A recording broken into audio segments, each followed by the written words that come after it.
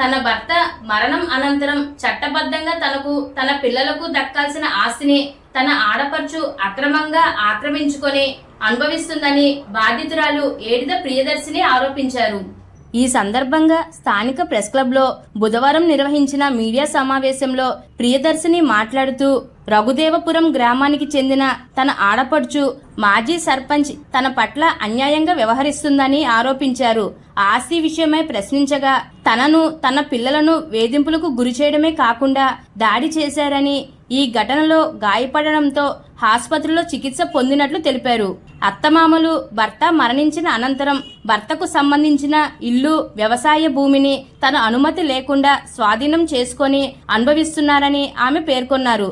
ఈ సందర్భంగా all India Christian council జిల్లా అధ్యక్షులు కోడే మోజేష్ బాబు మాట్లాడుతూ ప్రియదర్శినికి జరిగిన అన్యాయం బాధాకరమని అన్నారు. ప్రియదర్శిని మామగారు ఏడిద అబ్బులు ఎయిర్ ఫోర్స్లో ఉద్యోగం చేసి సంపాదించిన ఆస్తిలో తన కుమారుడు దొరబాబు కుటుంబం నివసించేందుకు రఘుదేవపురంలో ఇల్లు, వ్యవసాయ భూమిని ఏర్పాటు చేశారని తెలిపారు. దొరబాబు మరణించిన తరువాత ఆస్తిపై ప్రియదర్శిని ఆమె ఇద్దరు పిల్లలకు హక్కు ఉన్నప్పటికీ చంద్రలీల దానిని అక్రమంగా ఆక్రమించుకొని అనుభవిస్తున్నారని ఆరోపించారు. ఈ సమావేశంలో ప్రియదర్శిని తల్లి తాతపూడి సువార్తమ్మ, ఆమె ఇద్దరు పిల్లలు, కుటుంబ సభ్యులు తదితరులు పాల్గొన్నారు.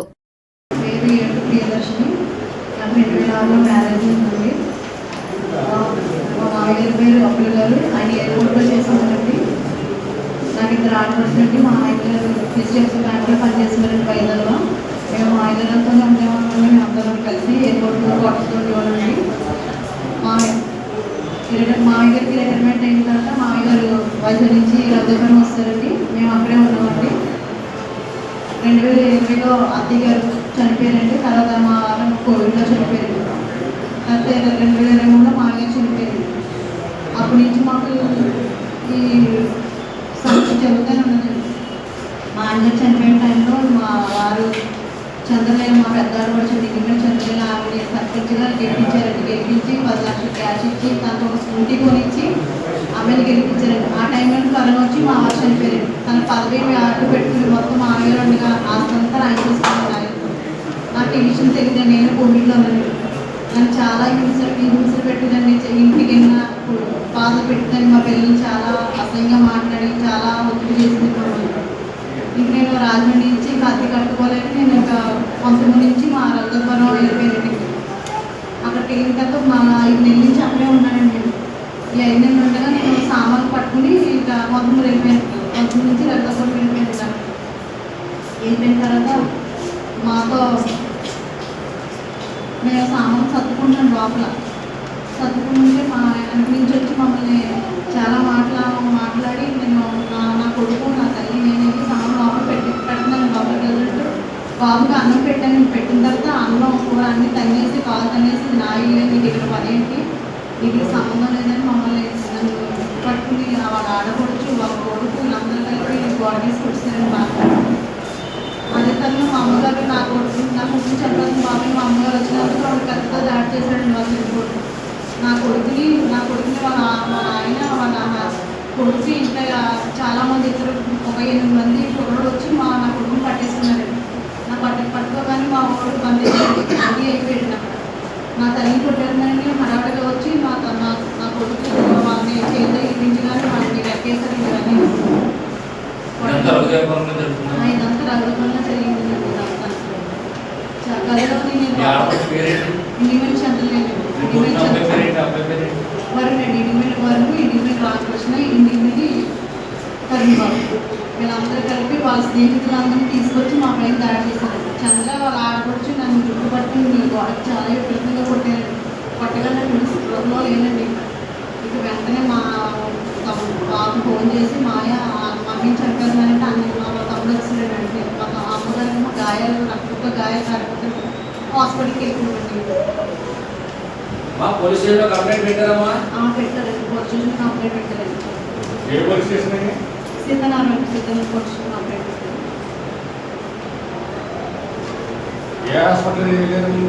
స్మార్ట్ హాస్పిటల్ తీసుకెళ్ళారండి. నన్ను ఐసీలో పెట్టారండి. అక్కడ నాకు ఇంజక్షన్ చేయడం నాకు ఇంకేం తెలియలేదు.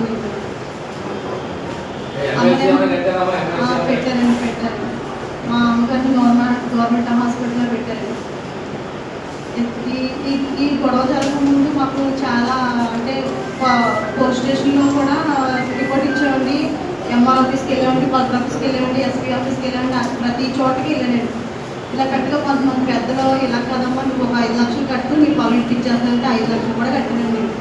అవన్నీ ఇప్పించానండి, పాస్బుక్ ఇప్పించండి. అలాగే 5 సంవత్సరాలు అలా తిరుగుతూనే ఉన్నానండి. అసలు న్యాయంగా ఏమీ జరగలేదండి.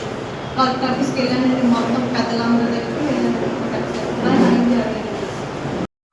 త్రాగి వచ్చి నక్కనకి ఎదురుకుండా నిలబడ్డాం. కుర్రోడు ఆ చిన్న కొడుకు చదరేలాగా చిన్న కొడుకు వీళ్ళని బెదిరించడం, ఆడు కూడా అసభ్యంగా మాట్లాడడం, పిల్లల్ని భయభ్రాంతులకు గురి చేశారండి. ఈయన గడిచిన నెల 30వ తారీఖు రాత్రి ఇక దీంట్లో ఉన్నటువంటి కొన్ని సామాన్లు ఉన్నాయి కదా, ఇక అక్కడ ఇక్కడ అదుగట్టుకోవడం ఎందుకని చెప్పని సామాన్లు తీసుకుని వెళితే అర్ధరాత్రి రాత్రి వెళ్ళిన సమయంలో ఈ చంద్రరేల ఆమె ఆడపడుచు అలాగే ఆమెకి 2 పిల్లలు, ఆ పిల్లకు ఉన్నటువంటి కొంతమంది స్నేహితులు కలిపి ఆ రాత్రి ఈ పిల్లల మీద అనగా ప్రియదర్శి మీద అలాగే మా పక్కన తల్లిగారి మీద వాళ్ళ కుర్రోడి మీద అటాక్ చేశారు. ఎంత అంటే గడ్డి క్యాక్లు వేసుకొని చుట్టుపక్కల వాళ్ళు ఇక ఎవరు రాని పరిస్థితి గదిలో కొడితే వెంటనే వీళ్ళు స్పృహ పడిపోవడం, ఆమెకి రక్తం శరీరం అంతా రక్తం కారడం. అక్కడి నుంచి ఆమె తీసుకుని వచ్చిన తర్వాత మేము సంప్రదించడం జరిగింది. నేను ఈ ప్రెస్ మీట్ పెట్టడం గల కారణం ఏంటంటే ఈమెకు జరిగినటువంటి 5 సంవత్సరాల నుంచి 7 వాళ్ళ ఇంట్లో ప్రవేశపెట్టిన తర్వాత ఇల్లు లేకుండా ఉన్న ఇల్లును ఆక్రమించుకొని ఆమెకు ఇల్లులు ఉన్నాయి, భూములు ఉన్నాయి, పక్కనే ఆ సొంత ఇల్లు ఉంది, భర్త ఇల్లు ఉంది, అలాగే ఎనుగంటి పెట్టిన అక్కడ సొంత ఇల్లు, ఆమెకి 4-5 సొంత ఇల్లు కలిగి ఉండి ఆస్తులు కలిగి ఉండి ఒక గ్రామ పంచాయతీ సర్పంచ్గా చేసి ఒక ఆడపిల్లని నట్టేట నిలబెట్టేసి ఈ రోజు ఏ సంబంధం లేదు, మా నాన్న నాకు దీన్ని రాసిచ్చాడు, నాకు రిజిస్ట్రేషన్ అయిపోయిందని చెప్పి వీళ్ళకి అన్యాయం చేయడం అనేది ఎంతవరకు సమంజసం అనేది నేను ఈ యొక్క సమస్యని ప్రజల దృష్టికి తీసుకెళ్ళాలి అని చెప్పే ఉద్దేశంతో తీసుకురావడం జరిగింది. ఇది ఎలా ఉండగా పెద్దల సమక్షంలో సంవత్సరాల క్రితం ఒక ఇల్లు కట్టేమో సైట్ ఏమో భూమి ఉంది కాబట్టి 70 సెంట్లు భూమి రాసిస్తామని చెప్పి ఆ భూమి కూడా పాస్ పుస్తకాలు సొసైటీలో పెట్టేసాం, లోన్లు ఉన్నాయి, అవి విడిపిస్తే కానీ మేము చేయలేమని చెప్తే ఆ సొసైటీ భూములకు సంబంధించి ఈమె 5,20,000 అప్పు కట్టాలంటే వాళ్ళ తమ్ముడు ద్వారా అప్పు తీసుకొచ్చి 5,20,000 ఆమెకు అక్కడ అప్పు కట్టి సొసైటీలో వచ్చి భూములు విడుదల చేశారు. రిజిస్ట్రేషన్ చేస్తాను నమ్మించి అది కూడా రిజిస్ట్రేషన్ చేయలేదు. దాదాపు 5 సంవత్సరాల నుంచి నిలువ నీడ లేకుండా చాలా శ్రమలు అనుభవిస్తూ ఉందండి. అందుచేత ఈమె నిమిత్తం మేము మిమ్మల్ని అందరినీ సహాయం కోరుతున్నాను. ఇది ఒక ఆడపిల్లకి జరిగినటువంటి అన్యాయం. ఎవరింటి పేరు మోసుకొని ఆస్తులుండి అన్ని ఉండి అది వాళ్ళు అనుభవిస్తూ 5 సంవత్సరాల నుంచి నిలువ నీడ లేకుండా బయటకు ఎట్టేశారు. ఇప్పుడు వీళ్ళకి ఉండడానికి ఇల్లు లేదు, వీళ్ళు ఎక్కడ ఆశ్రయించాలని కూడా తెలియని పరిస్థితి. తల్లిని ఎంతవరకు ఆశ్రయించారు, తల్లి కూడా ఎంతగానో చూస్తుందండి. వాళ్ళేమో వృద్ధాప్యంలో ఉన్నారు, వీళ్ళేమో ఆస్తులకు సంబంధించిన అన్ని కూడా వాళ్ళు అనుభవిస్తున్నారు. కనుక ఈ సందర్భంలో ఇదే సమస్యని మేము 5 సంవత్సరాల నుంచి అప్పటి మాజీ ఎమ్మెల్యే గారు అంటే అప్పుడు ఎమ్మెల్యే గారు ప్రస్తుతం మాజీ ఎమ్మెల్యే గారు చక్రపూడి రాజా గారిని ఆశ్రయించాం. వీళ్ళు ఎవరో కలవడం జరిగింది, నేను కూడా చెప్పడం జరిగింది. అలాగే విజయలక్ష్మి గారితో తెలియపరిచాం, చక్రపూడి విజయలక్ష్మి గారికి ఆయన కూడా న్యాయం చేస్తా అన్నారు. చక్రపూడి గణేష్ గారికి చెప్పాం, వారు కూడా న్యాయం చేస్తా అన్నారు. ప్రస్తుత ఎమ్మెల్యే గారు భక్తులు బలరామకృష్ణ గారు వారి దృష్టికి కూడా తీసుకుని రావడం జరిగింది, వారు కూడా న్యాయం చేస్తారని చెప్పారు.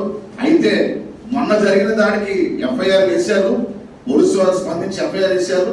అయితే ఇప్పుడు ఆ సామాన్లన్నీ లోపల పెట్టి ఇంటి తాళాలు వేశారు.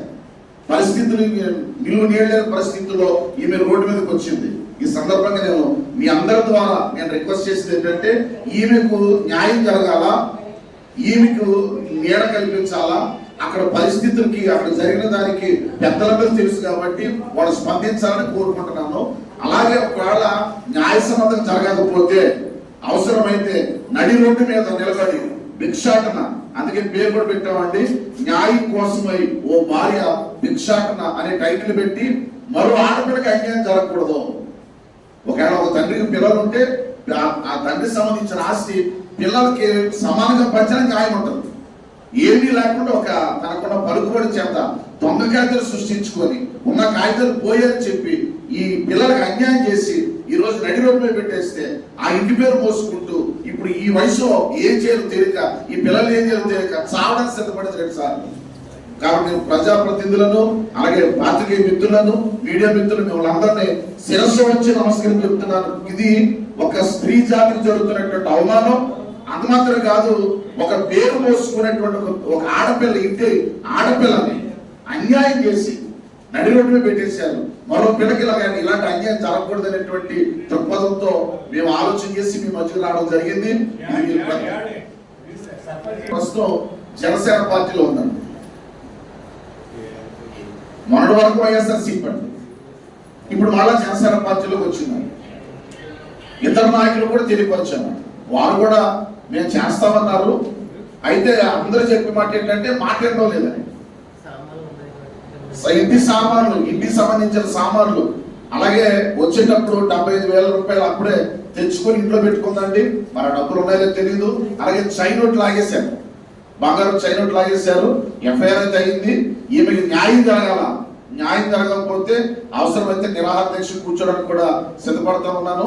అలాగే మిమ్మల్ని అందరినీ సహాయం కోరుతున్నాను. దయచేసి ఒక ఆడపిల్లకి జరిగిన అన్యాయం కాబట్టి కొంచెం మన ఇంటి ఆడబిడ్డకు జరిగింది అన్నట్లుగా దీన్ని కొంచెం తీసుకొని దీని మీద మీరు ఖచ్చితంగా న్యాయం చేయాలని మిమ్మల్ని కోరుకుంటున్నాను.